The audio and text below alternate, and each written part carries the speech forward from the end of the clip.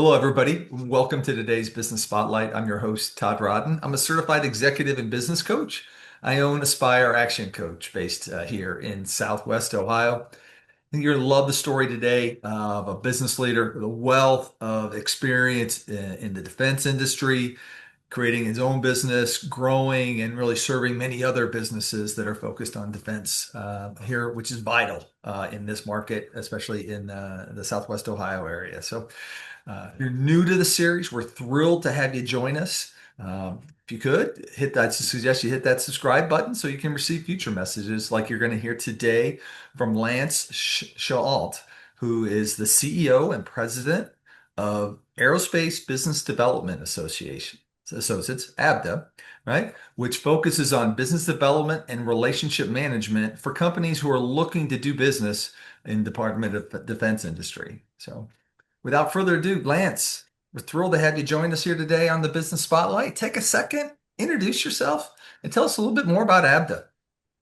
Thank you, Todd. And as you said, I'm Lance Chenault, and I am the president and CEO of ABDA.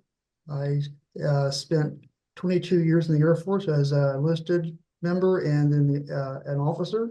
I retired from the Air Force out of Wright-Patterson in 2002, joined the Ohio Industries as I retired.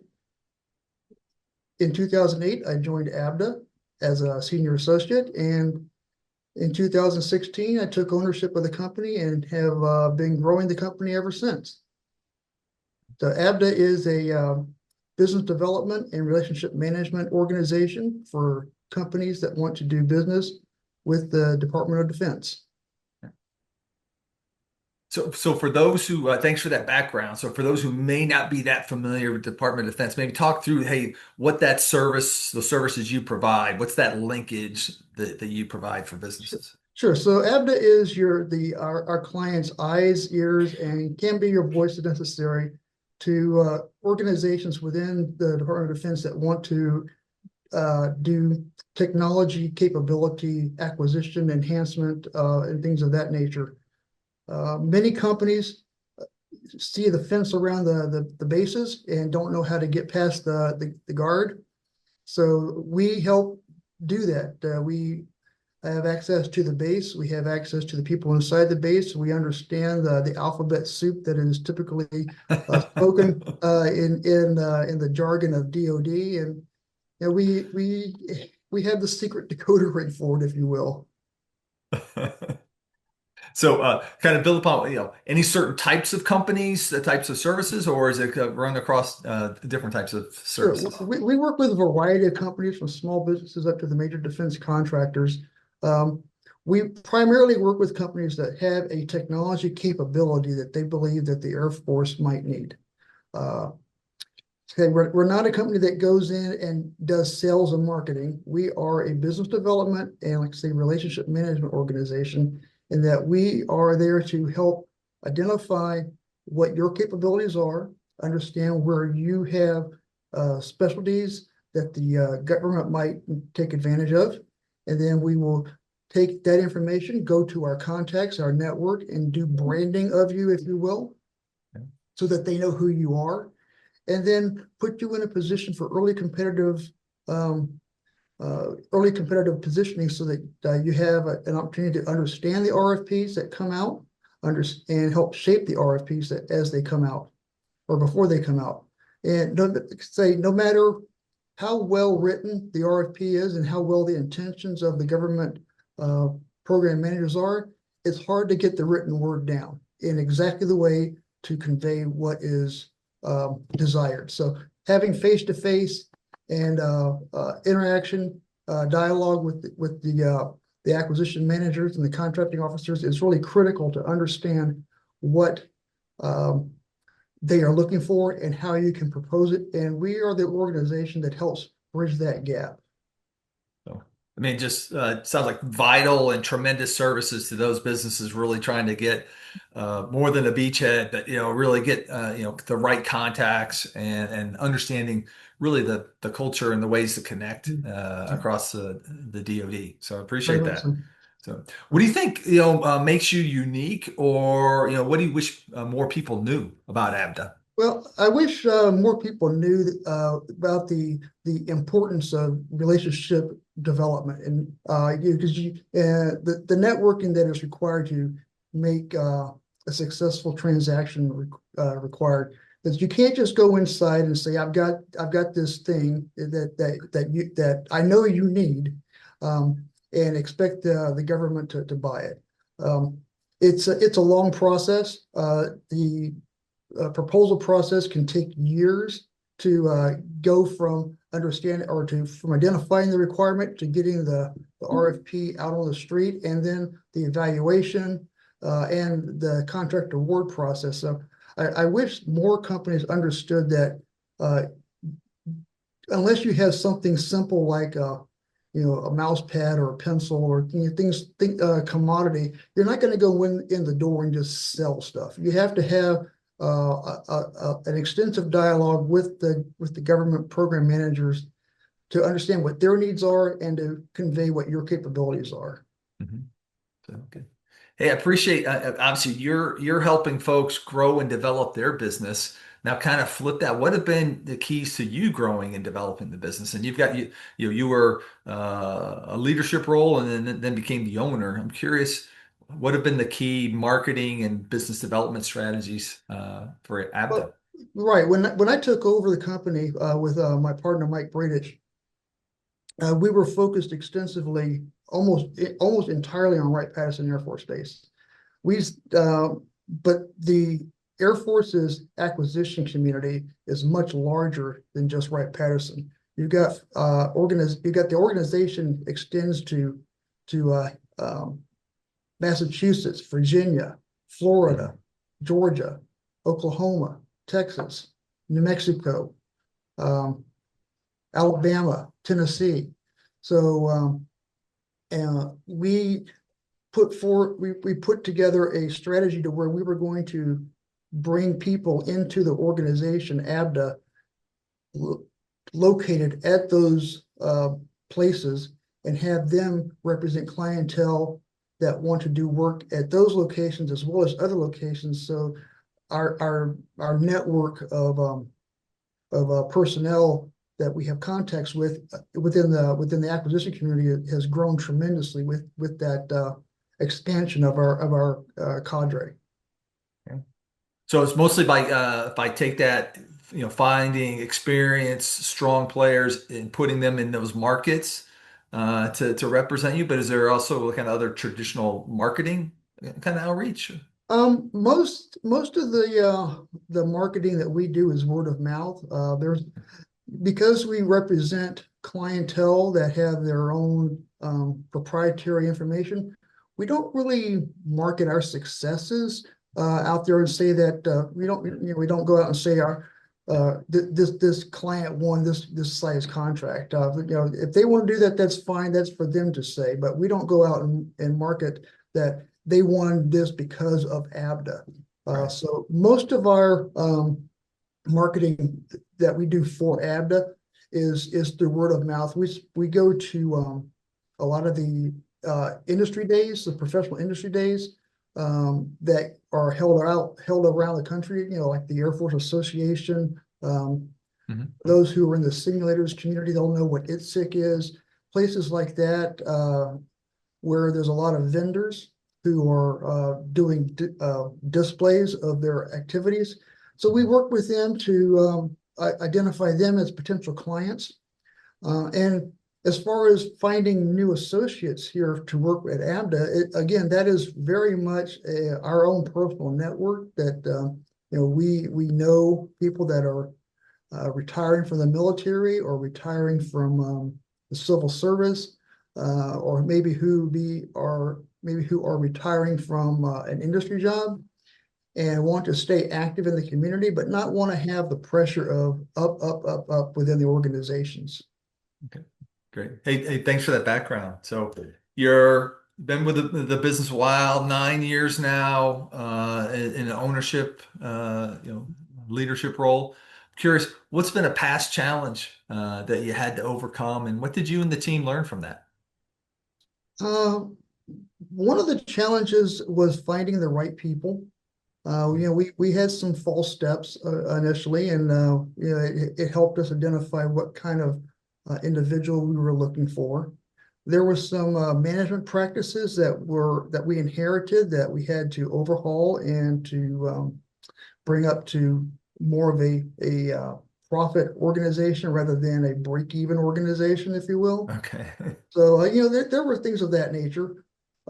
We went through a huge redesign of our IT systems to satisfy the CMMC requirements that are coming out. And if you're not familiar with those are uh, mandated by the government to have certain security um, requirements placed on your IT systems so that you can handle uh, controlled unclassified information. So we've gone through to make sure that we are compliant with that, and it's going to become a big thing before long, and that the Air Force is forcing all of the contractors to be compliant with that. And if you are not, they're not going to be able to do business with them. Okay.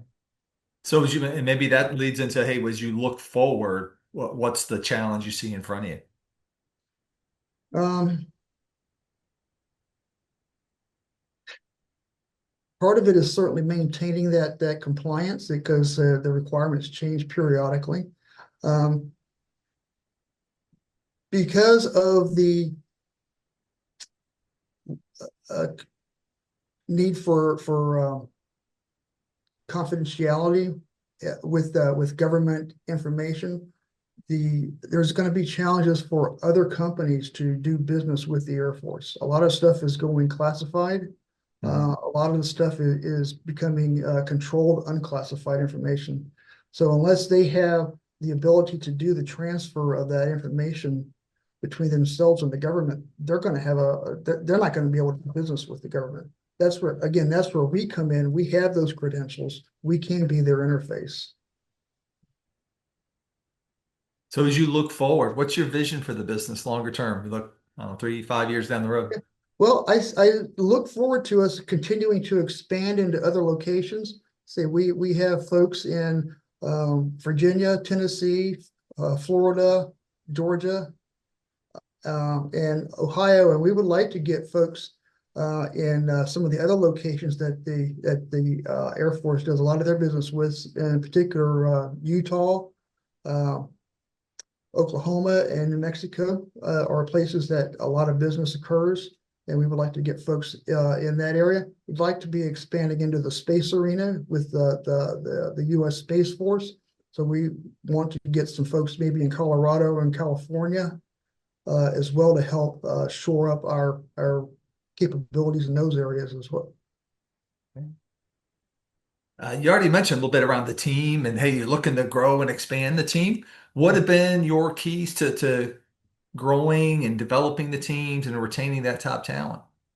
A lot of it has been just letting them um, lead their activities. I'm not a laissez-faire manager, but I'm not a micromanager. So I try to give the team members direction and let them go and execute that direction as best they can. And I let them come and bring me their ideas. I give them my ideas. We have quarterly team meetings. In fact, we're having one this coming Friday where we discuss where we are, where we're going, who's doing what. Um, so yeah, I would say that getting getting people from with past experience who are motivated to excel in what they're currently where they're currently going, and giving and rewarding them financially and with control of their time. Um, this is not a 9 to 5 job. Folks work whenever it's appropriate. They they're pretty much on call 24/7 for the clients, but you know they are not bound by punching a clock. Yeah. So lots of flexibility within that. You got to be on call, be kind of on demand, but yet you still got a lot of flexibility, Exactly. Yeah. right? So which people really value. You mentioned before, hey, earlier, past challenges, kind of earlier on, maybe some challenges with finding the right hires. So I'm curious now, as you hire and grow, what are some of the things, you really look for? So oftentimes you hear, the typical interview process, Mhm. you don't get reality, right? So I'm curious, what do you look for when you're talking to those candidates? Well, I look for someone who is very articulate and has a large network of folks that they can call on, not only within the government but in industry. Uh, Look for people who are not looking for us to just hand them clients. They are they are folks that have a portfolio of organizations that they think that they can service, and they are willing and ready and willing to go and um, talk to them with our assistance to bring them into our portfolio of companies that we service. So they've got a little bit of a hunter mentality, but they've already got a great network. They know who to tap into Right. right away, Yeah, right? very much so. Very much Okay, so. good, very good. So, Lance, a lot of our viewers are kind of newer in their journey as an entrepreneur. You're a few years in now. I'm curious, what have been your keys to success that you'd want to share with them, or maybe was it you wish you knew then that you know now? Mm. Yeah, I wish I had a better understanding of some of the costs that go into running a business. Say when I inherited the company, there was a structure in place that was very much tied to making sure that we just covered our expenses. So there wasn't a retained earnings model that let you utilize funding that you brought in to do improvements and expansions of the company. So a few years ago, I had to completely restructure our compensation package so that we had uh, retained earnings to cover these things like the CMMC and remodeling and expanding offices and bringing people on, getting it, refreshing our equipment and Yeah, so on and so forth. Because the prior owner, he expected the associates to buy their own computers and printers, and like, well, yeah, that doesn't quite work anymore when you have to control the network. So we yeah. had to go and invest in buying those things for the associates in the office and putting the enterprise software in place to take care of that. And so we had to reduce some of the benefits, if you will, that we were providing the employees and refocus them towards reinvestment to the company. Yeah. Yeah, so often if you're not making those investments, and if your plan is to just get by, you might be successful with that. You might just Right. be getting by, right? So, Yeah. so any other leadership keys? Obviously, you bring a wealth of leadership experience coming from the military into commercial operations as well. Well, one thing that you got to know is what is your value? What is your value proposition to the customer? You have to know your product. If you're selling a product, you have to know what the value is of that product to the customer. So that is one thing that I don't think that we were really good at articulating when I first joined the company, and then when we first took over. So that was something that we have worked on over the years, and we're still improving on it as to what the value is, because it changes. You get better at articulating it, and it's a growing process to make sure that you're saying what's relevant to the clients and to the customer. Right. Yeah, and it can change over time, right? True, As the very market much, changes, right? The very market true. doesn't. So I'm curious on your leadership journey and business ownership journey. Has there been a book or a podcast, a leadership series that's been meaningful to you that stands out? Um, well, Robert Kiyosaki's book, Rich Dad, Poor Dad, was part of the reason why I really wanted to get into the entrepreneur ownership position. There's been a number of leadership books that I've read over the years. I can't none come to mind offhand, but um, knowing how to interface with people in a tactful way is critical. Being able to give feedback without being offensive about it is something that I had to learn how to do that. You know, um, it's not a skill that is necessarily known right off the bat. It's something that you have to learn over time. If depending on what your background is, what kind of community you grew up in, you might have a way of speaking and providing feedback that doesn't really quite work with the community you're in now. So that was something that I had to learn. Okay, yeah. Learn your audience, and you have Exactly. to Yeah. learn to adapt your style sometimes Sure. accordingly, right? Hmm. So. So as we get close to wrapping up here today, Lance, what are the best ways for folks to learn more about ABDA and to connect and follow them and yourself? Sure. Well, we have a website at www.abdainc.com, abdainc.com. We got contact information there. We give a little smattering of the services we provide. You can email us at info@abdainc.com. Um, most of the cadre have their profiles out on LinkedIn. You can find mine out there. You can do a search on ABDA, and many of the folks that are currently working here will show up. There are still some people out there that have profiles that don't work here anymore. Not much I can do about that, but Okay. um, so yeah, the best thing to do is just send me an email, and we'll set up a time when we can talk and discuss what your thoughts are. All right. All right. Thanks for sharing that contact information. Encourage folks to go check out the website and learn more about the ABDA team and their deep services. So Lance, as we look to wrap up here today, what are you inspired by?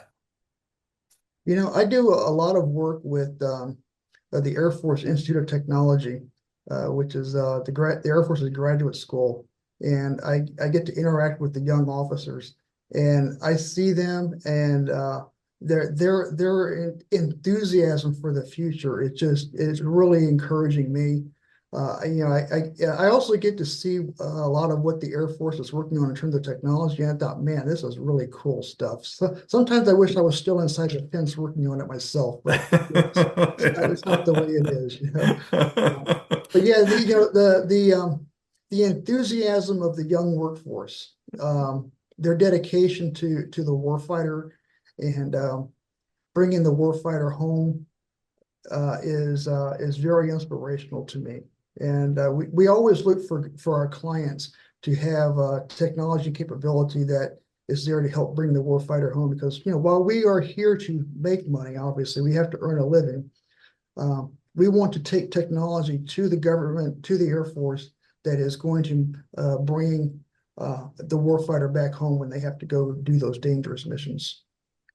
Great insights and have to share with that, that cool technology when we were younger. Ain't so cool now, but there's always Yeah, something new. And so, yeah. and you love the energy from kind of that next generation of leaders Hmm. coming into the market. So appreciate that. Uh, Lance Chenault, thank you for sharing your story and the ABDA story here with us today. Thank you, Todd. I appreciate you inviting me. Yeah, sure thing. And to our listeners, again, we appreciate you joining us. We encourage you to hit that like button. That helps us with cascading the message to more and more viewers out there. And also, as a reminder, hit subscribe so you can receive future messages like you heard from Lance here today. And with that, thank you and hope you all have a terrific day. Thank you.